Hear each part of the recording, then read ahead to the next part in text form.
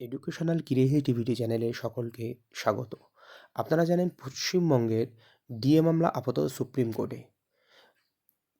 Kolkata high court রায় দেওয়ার পরেও supreme কোর্টে চ্যালেঞ্জ করে রাজ্য সরকার। এখনও রাজ্য সরকারি কর্মচারীরা ডিএ পায়নি।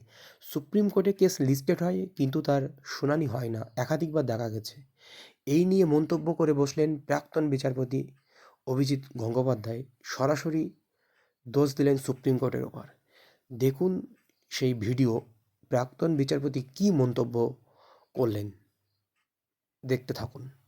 যে এই ঋষিকেশ রায়, তার ঘরে ডিএ মামলা বহুদিন ধরে পড়ে আছে। আমি আজকে ভারতবর্ষের একজন সাংসদ হিসেবে এবং একজন ভারতবর্ষের নাগরিক হিসেবে এই ঋষিকেশ রায়ের কাছে আমি জানতে চাই, সরাসরি আমি জানতে চাই যে আপনি অন্তত কোর্টে বসে একটা যুক্তি দেখান যে কেন এতদিন আপনি ডিএ মামলাটা ফেলে রেখেছেন। আপনার এত কিসের ইন্টারেস্ট ডিএ মামলা না শোনা?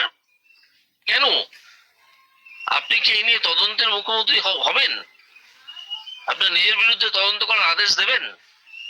তা যদি দেওয়ার ইচ্ছে আপনার না থাকে, বা যদি দিতে যদি আপনি না চান, বা যদি মনে করেন যে অন্য কোনো রকমের পিটিশন আসুক আপনার সামনে,